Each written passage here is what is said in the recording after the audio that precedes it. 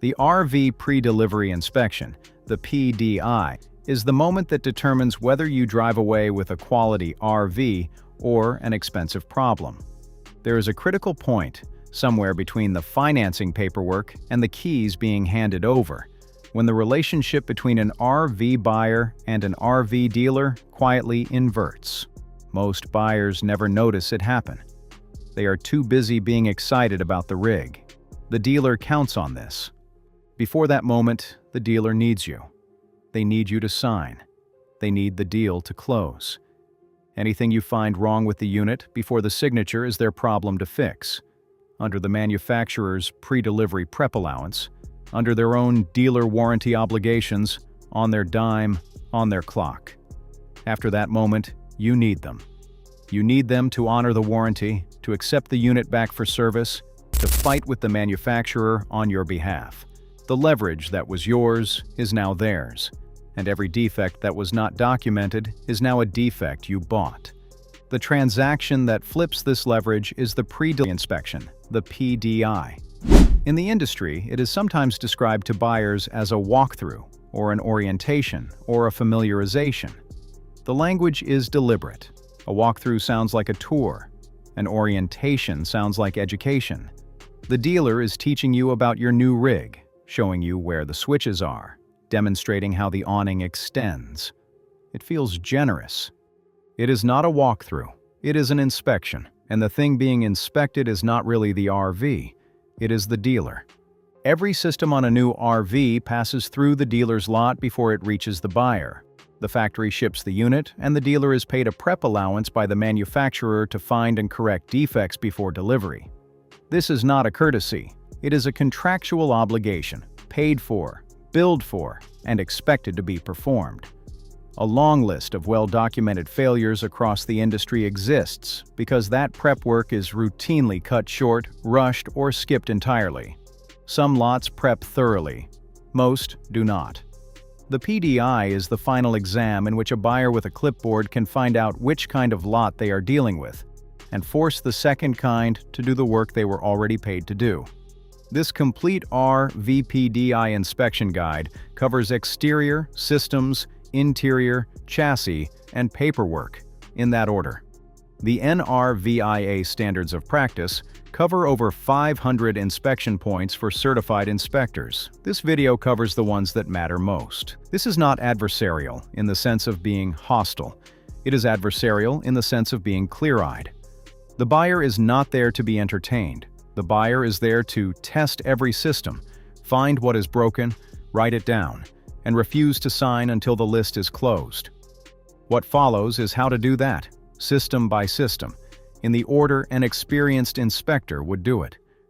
The inspection starts outside, in daylight, with the unit parked level on the dealer's lot. Bring a flashlight anyway. Bring a stepladder if the dealer does not provide one to reach the roof, and they should, and if they refuse, that refusal is the first data point of the day. Begin at one corner of the rig and walk the entire perimeter slowly. The exterior of an RV is held together by sealant.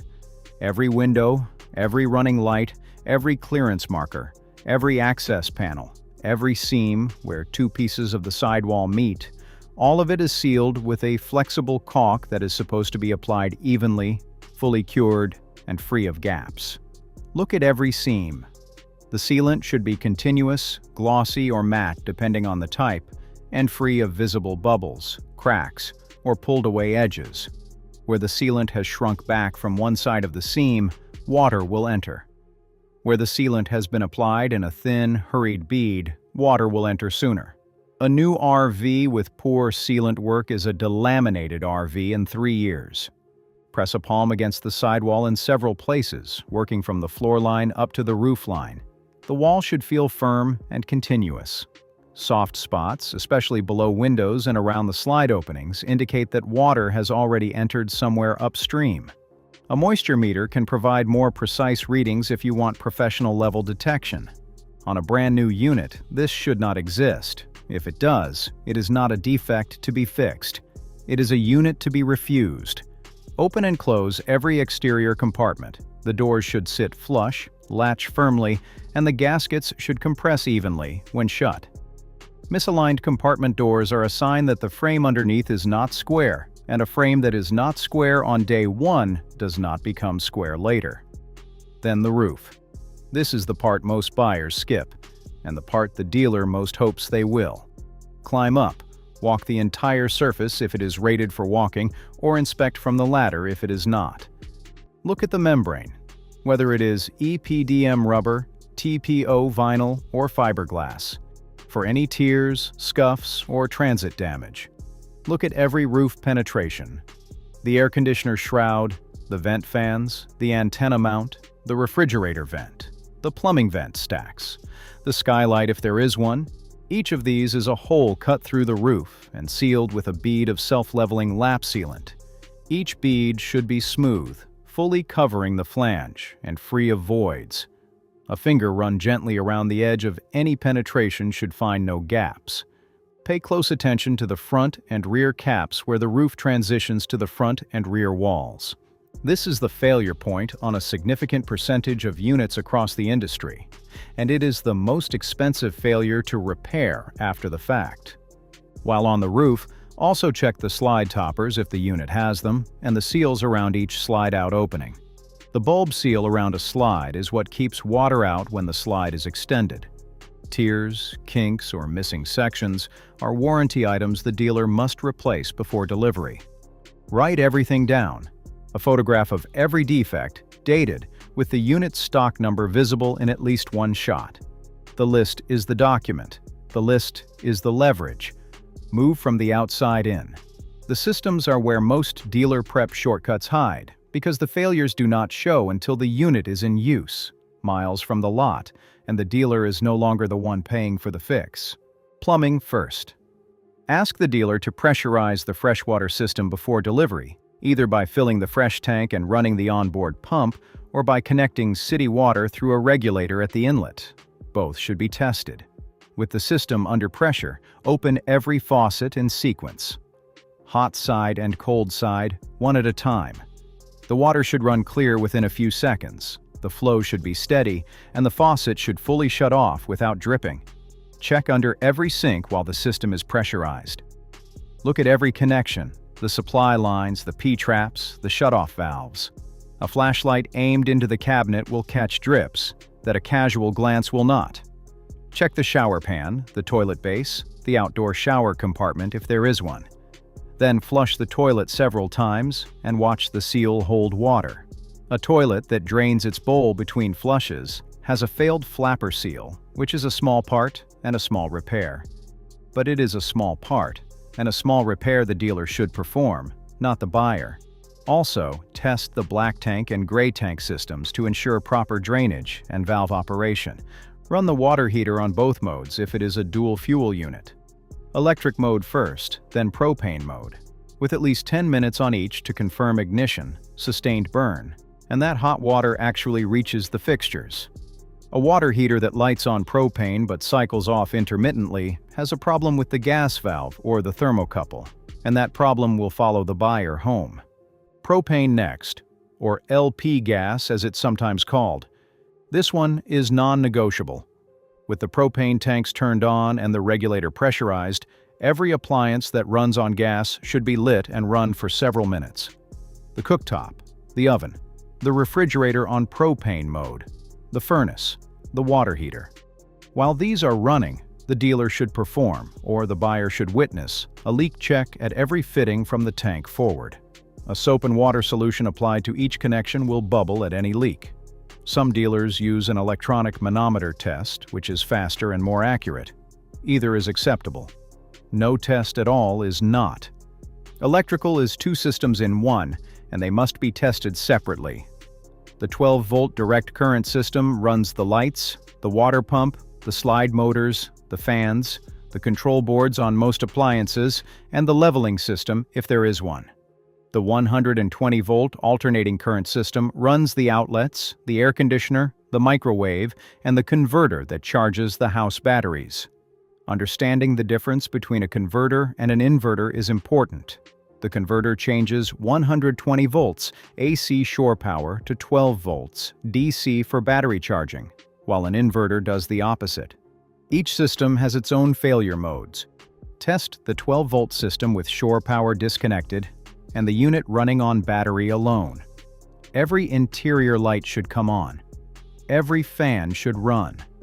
The water pump should cycle when a faucet is opened. The slide motor should extend and retract under battery power slowly and evenly, with no grinding and no hesitation at the end of travel. Then, connect shore power. The converter should engage, the house batteries should begin charging. There is usually an indicator on the panel, and the 120-volt circuits should come live. Test every outlet with a 3-light receptacle tester, the kind that costs a few dollars at any hardware store. Bring one. Plug it into every outlet in the rig, including the exterior ones. The tester will indicate correct wiring, an open ground, a reversed polarity, or an open neutral. Any indication other than correct wiring is a defect the dealer must trace and repair. Run the air conditioner. Run the microwave for 30 seconds. Confirm the ground fault circuit interrupters. The GFCI outlets trip when tested and reset cleanly. The systems portion of the inspection is the longest, and it is also the portion where the largest dollar values are saved by finding defects on the lot rather than in a campground 600 miles from home. The interior of a new RV is the part of the inspection where a buyer's enthusiasm is the dealer's best ally. Everything is shiny. Everything smells like new vinyl and fresh laminate. The cabinetry photographs well. A buyer who has waited months for delivery is inclined to nod and move on. Slow down. Open every cabinet door and every drawer in the unit. Each one should swing or slide on its hardware without binding, latch closed without sagging, and sit flush in its frame. Look inside every cabinet, including the ones above the bed and the ones in the corners no one usually opens. The interior surfaces of most production RV cabinets are made of thin veneer over a substrate held together with staples. The construction is functional, but only when it is done correctly. Look for staples that have missed the joint and are visible inside the cabinet. Look for veneer that is lifted at the edges. Look for substrate that is crumbling at the staple points. These are not cosmetic complaints. A cabinet that fails at the joints will sag, then split, then drop its contents during a travel day. Operate every slide out from inside the unit, fully extended and fully retracted at least twice. The slide should move evenly across its full travel, with no hesitation, no shudder, and no sound from the mechanism that suggests metal binding on metal. When the slide is fully extended, check the seals at the top, the sides, and the bottom of the opening. The bulb seal should be in continuous contact with the slide wall. Daylight visible at any point along the seal is a defect. When the slide is fully retracted, check that it sits flush against the interior wall on all 4 sides. A slide that does not seal when retracted will let road spray and dust into the cabin during transit. Every appliance gets run on its actual fuel source for long enough to confirm the appliance is doing what it is supposed to do. The refrigerator on propane and on electric for at least an hour each, long enough for the cooling unit to actually pull the box temperature down. The cooktop, each burner individually, then 2 burners at the same time. The oven brought up to temperature and held. The microwave, with a cup of water inside, run for 1 minute. The furnace, set 10 degrees above ambient, allowed to cycle through ignition, run, and shut off.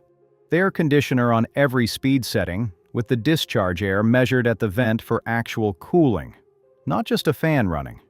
The roof vents and the bathroom fan should open, close, and run on every speed. The awning should extend fully, retract fully, and the powered version should respond to its switch with no hesitation. The television should turn on, find the antenna or the cable input, and produce a picture. The stereo should produce sound from every speaker.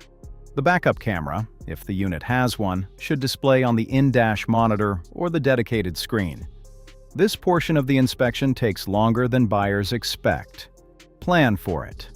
A thorough interior systems check is not a 30-minute task. It is closer to 90 minutes, and the dealer's service writer knows this. If the dealer is rushing for a reason. If the unit is a motorized RV, the chassis inspection happens before the road test. If the unit is a towable, it happens before the unit is hitched. Either way, it is the section most buyers skip entirely, because the chassis lives under the rig and the paperwork lives at the desk, and neither one is exciting. Get under the unit. A flashlight and a few minutes are enough. Look at the frame rails for any visible cracks, particularly around the welds where cross members meet the main rails. The frame on most RVs in the North American market is built by one of two companies, and frame flex at the welds has been a documented industry issue on certain models and certain years. A new unit should not have hairline cracks at the welds, and if it does, the unit is not ready for delivery. Check every tire. The tires on a new RV are sometimes older than buyers assume. A unit that sat on a lot through a winter or two may be delivered on tires that are already 2 or 3 years into their service life. Every tire carries a 4-digit date code stamped on the sidewall. The first 2 digits are the week of manufacture, and the second 2 are the year. Tires older than 5 years from that date are at the end of their useful life, regardless of tread depth. Tires older than 7 years should be replaced before the unit leaves the lot. The spare tire counts. The spare tire is sometimes the oldest tire on the rig. Find the federal certification label and the weight stickers. These are usually mounted near the entry door or on the inside of a compartment door. The labels list the gross vehicle weight rating, the GVWR, the gross axle weight ratings, the cargo carrying capacity, and the unloaded vehicle weight. Read them. The numbers determine what the rig can legally and safely carry. A buyer who plans to load 1,000 pounds of gear into a unit with a 400-pound cargo capacity is buying a problem that will not be the dealer's problem after delivery. Then the paperwork. The buyer should leave the dealership with, at minimum, the manufacturer's statement of origin or title application, the buyer's order showing the agreed price and every accessory included, the financing documents if applicable, the manufacturer's warranty registration confirming the unit is registered to the buyer with the correct delivery date, the dealer's pre-delivery inspection sheet signed by the technician who performed it, and the original manuals for every major appliance and component. The VIN on the paperwork must match the VIN on the rig. This sounds obvious. It is the single most common clerical error in RV sales, and it is an error that creates months of registration and warranty headaches when it is not caught at the desk. The PDI list, the document the buyer has been building for the last several hours, becomes part of the paperwork at this point. Every defect found in writing, with a clear notation of what the dealer has agreed to fix and when. That document does not go in a drawer. A copy travels with the buyer. A copy stays with the service department. It is the only enforceable record of what was promised. There is a phrase that a buyer hears, almost word for word, on a significant percentage of these inspections. It happens after a few defects have been written down and a few hours have passed, and the dealer's body language has begun to change. The phrase is some version of "just sign, take it home, and bring it back for service. We'll take care of everything." The buyer who has read this far now knows what that sentence is. It is the inversion. It is the dealer asking for the leverage to move from the buyer's side of the desk to theirs. Everything that is a fix today, paid for by the prep allowance, becomes a warranty claim tomorrow, paid for in time and in friction. Some of those claims will be honored. Some will be slow-walked. Some will be denied at the manufacturer level, which is a fight the dealer is not legally required to fight on the buyer's behalf. The answer to the phrase is also short. It is some version of, "That's fine, I'd like to sign today, and we can close as soon as the list is closed. Sign nothing while items remain open." If the dealer says certain items cannot be fixed today and must be scheduled, that is acceptable. But the schedule goes in writing. The items go on the buyer's order as a WIO list, also called a due bill, and the unit stays on the lot until the items on the WIO are completed. Some buyers will be told this is not how it works. It is exactly how it works. A buyer who walks out of the dealership without signing has more leverage than a buyer who has signed and is waiting for a service appointment 6 weeks out. A small number of dealerships will refuse to extend a thorough PDI and will, in effect, dare the buyer to walk. Walking is the correct response. There are other dealerships, other units, and the deposit is recoverable in most jurisdictions when the dealer has failed to deliver a unit in the agreed condition. The lemon law statutes in many states begin counting from the date of delivery, which is one more reason the date of delivery should not be the date the unit's defects were discovered. The PDI takes most of a day when it is done correctly. Bring food, bring patience, bring the clipboard, the flashlight, the 3-light outlet tester, the stepladder if the dealer will not supply one, and a phone with the camera roll empty. The dealer who is willing to spend the day with the buyer is the dealer worth doing business with. The dealer who is not is the answer to the question the buyer came to ask.